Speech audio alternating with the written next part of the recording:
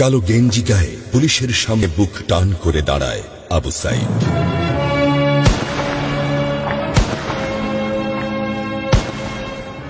Police তাকে রক্ষা করার বদলে গুলি করে। ঠাস ঠুস কয়েকটা গুলির মধ্যে একটা গুলি লাগে তার কোমরে। খানিকটা ভাঁজ হয়ে যায় শরীর। সম্ভবত সে বুঝতে পারে নাই। ঘাড় ঘুরিয়ে কোমর দেখার চেষ্টা করে একবার, তারপর আবার আগের মতো আবার দুই হাত প্রসারিত করে সিনা টান করে দাঁড়ায়। ডান হাতে ছোট্ট একটা লাঠি।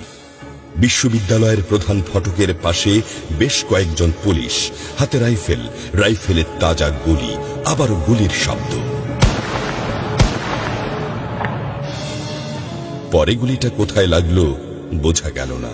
তবে আবু সাইদ টলছে, পড়বে পড়বে ভাব, কিন্তু সে সোজা হয়ে দাঁড়ানোর চেষ্টা করছে।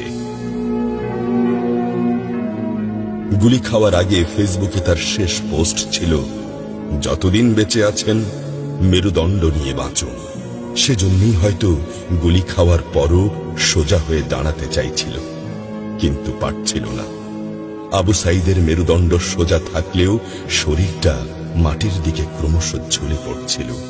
সবুজ জামা পরা বন্ধু এগিয়ে আসে, পুলিশের গুলির ভয় ডর পাশে রেখে আবু সাইদকে ধরে। আরো দু একজন আসে, আবু সাইদকে হাসপাতালে নিতে হবে। আবু সাইদ হাঁটতে পারছে না, শরীর ছেড়ে দিচ্ছে। 4-5 জন হাত পা ধরে শূন্যে তোলে। আবু সাইদ ঝুলছে আর রক্ত পড়ছে টপ টপ টপ। যে আবু সাইদ কিছুক্ষণ আগেও বুক চিতিয়ে দাঁড়িয়ে কোটা সংস্কার আন্দোলনে নেতৃত্ব দিচ্ছিল, সে এখন শূন্যে ঝুলছে, যেভাবে ঝুলছে মেধাবীদের ভাগ্য। রাত 10টার আগেই বাড়িতে যাওয়ার কথা ছিল আবু সাইদের। মা অপেক্ষা করছে, বোন অপেক্ষা করছে। তখনও তারা জানে না আবু সাইদের মৃত্যু সার্টিফিকেট লিখছে কর্তব্যরত ডাক্তার।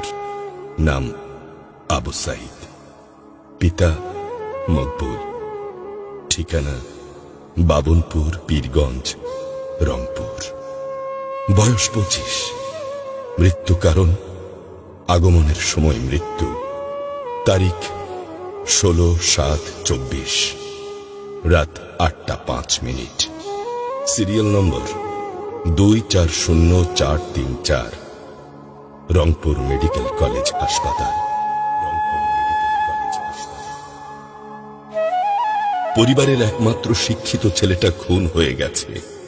মা যখন জানল দুনিয়া কি আর ঠিক আছে তার কাছে, বিলাপ করে বলে, আমার ছেলের চাকরি না দিবি না দে, গুলি করলো কেন? বোন সুমি আর্তনাদ করে বলে, 3টা গুলি কেন আমারে করলো না?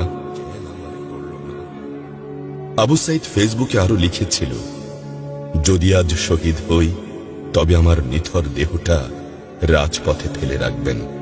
ছাত্র সমাজ যখন বিজয় মিছিল নিয়ে ঘরে ফিরবে, তখন আমাকেও বিজয়ী ঘোষণা করে দাফন করবেন।